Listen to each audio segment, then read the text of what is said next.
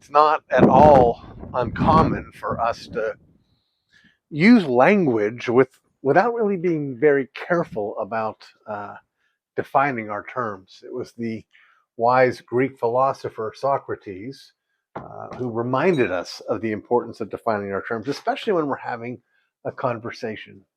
Because what can happen is we talk past each other because when I use word X, I mean this, and when you use the same word, you mean that, and everything gets jumbled up.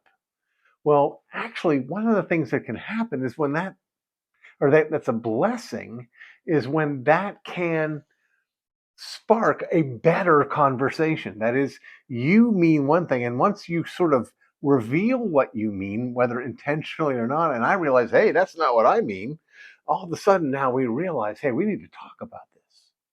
That's what's happened very recently on a very important term to all of us. Just the other day, I'm sorry, I don't know that I can remember or pronounce the woman's name, but there was a talking head lady on the MSNBC network. For those of you who are not old, that's something people used to watch. Um, but she was on this network and she was talking about Christian nationalism. Christian nationalism is a contemporary kind of issue inside the evangelical church. There are people on various sides and nuances, and it's not my intention to get into that today, but rather to highlight that what this woman said was the way you can recognize a Christian nationalist, the defining quality of the Christian nationalist is that the Christian nationalist is one who believes that our rights are given to us by God. Now, she's not speaking well of Christian nationalists. She's speaking ill of Christian nationalists. This is a dangerous thing. This is a horrible thing. This is something that needs to stop. And the way you recognize these people, they believe that our rights come from God. Well, uh, uh, the world is full of people who are not professing Christians, who nevertheless rightly affirm that our rights do in fact come from God.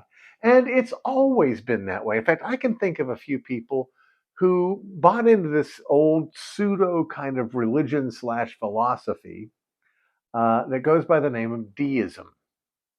Deism is this idea that there is a God, and God is the one who made and designed the universe, and made us, and designed us, and he kind of imposed his will in terms of law, nature's laws on it, and he kind of like a clock wound it up and let it go and went away, never to return.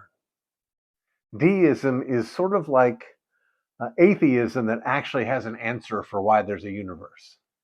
It's atheistic. It's not atheistic in the sense that it believes in creator, but it is atheistic in the sense that they don't believe they'll ever have to answer to this creator.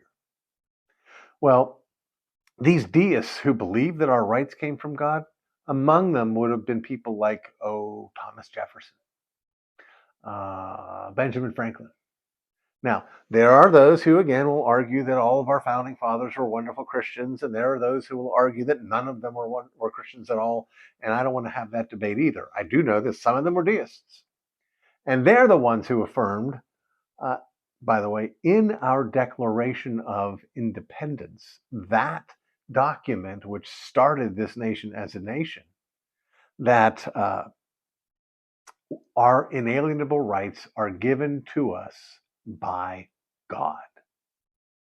So, what this woman is saying on MSNBC is dangerous, scary people who must be stopped include our founding fathers and the ideology that drove our founding fathers. Now, some can argue, and it's a technically true thing, that the Declaration of Independence is not a legal document in terms of our government today, that the Constitution is in fact the beginning of our current government. However, no one could deny that many of the people who worked on the Constitution and approved the Constitution overlapped with the people who gave us the Declaration of Independence.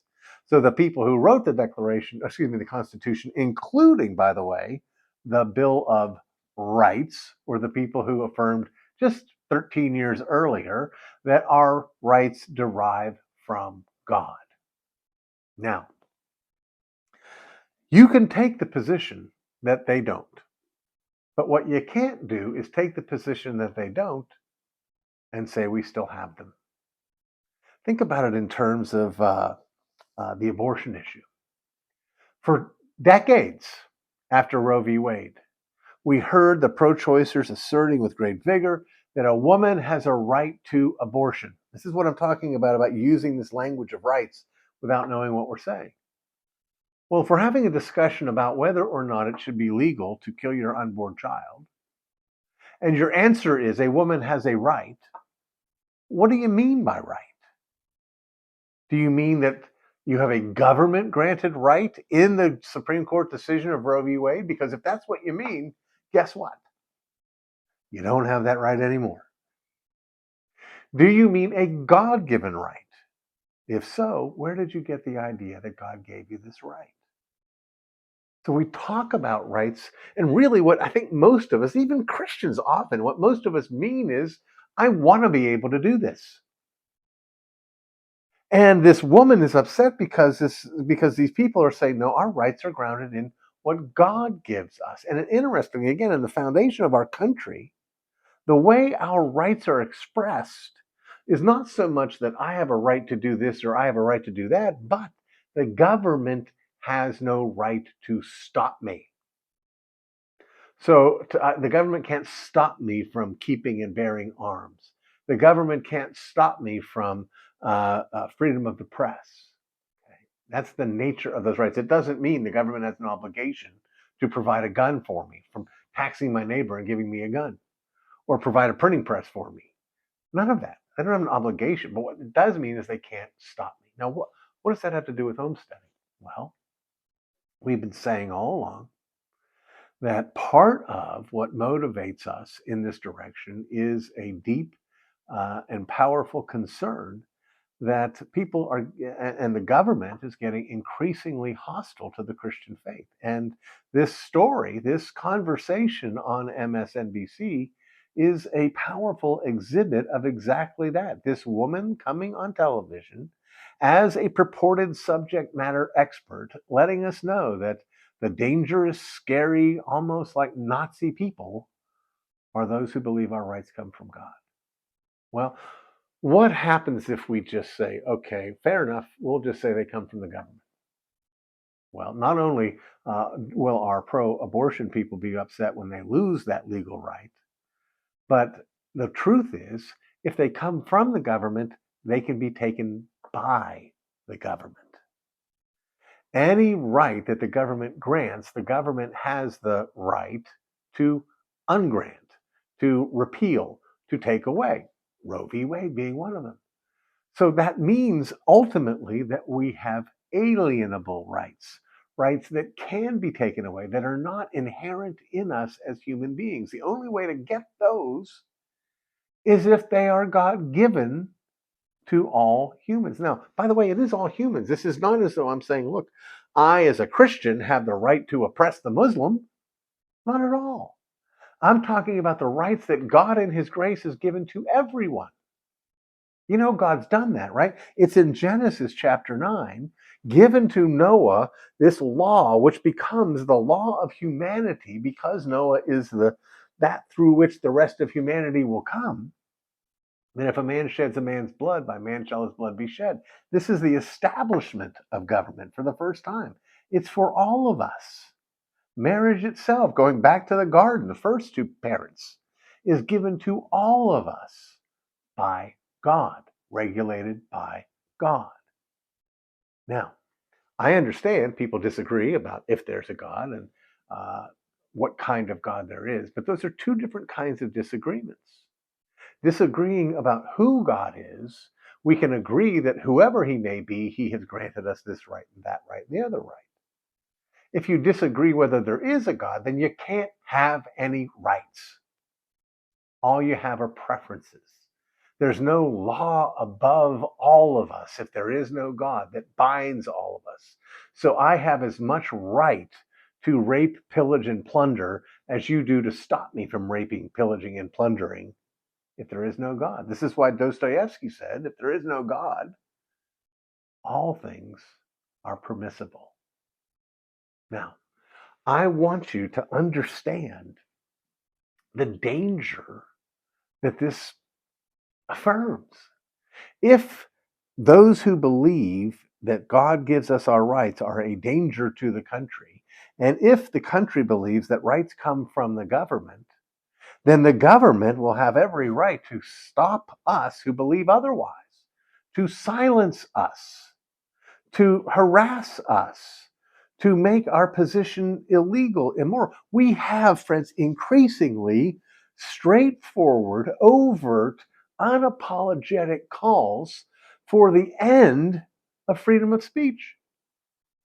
We have Western countries that are grounded in this doctrine of freedom of speech, like Canada, like the United Kingdom, in which it is a crime to say that homosexuality is a sin. Can you believe that? In the Western world, that's where we're at.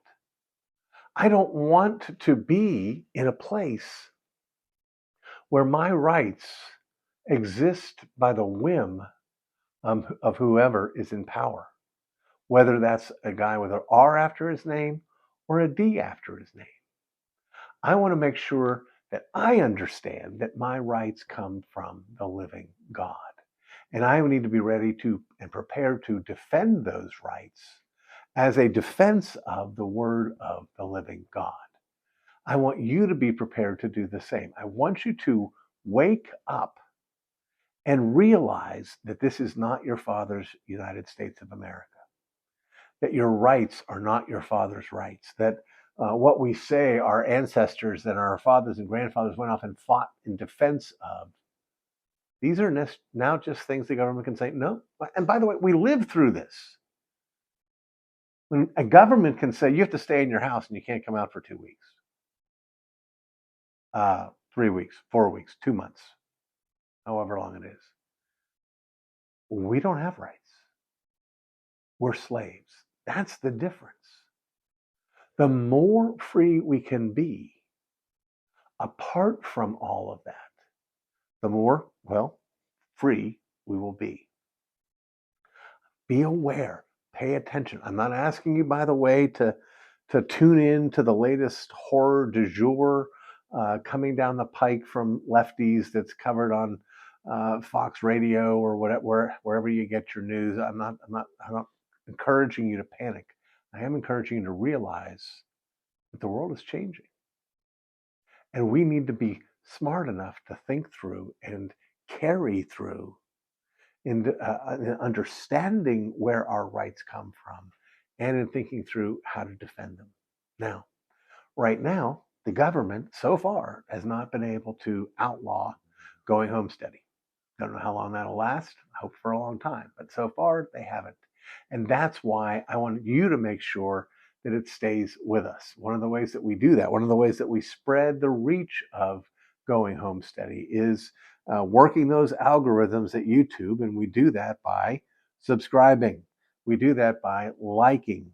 We do that by leaving comments. We go back and check. We look for comments. We want to hear from you.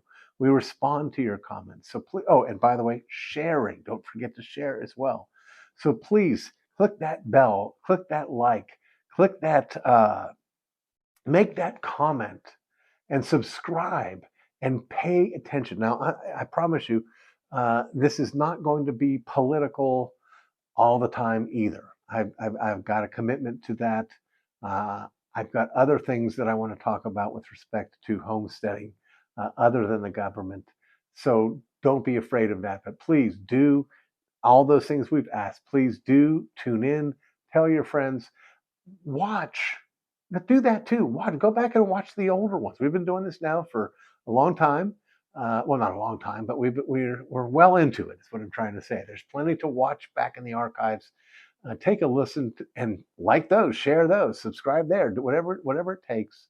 Stay with us and come back next time when we once again talk about how we're called to go homesteady in underneath the authority of the very God who gives us the rights we have.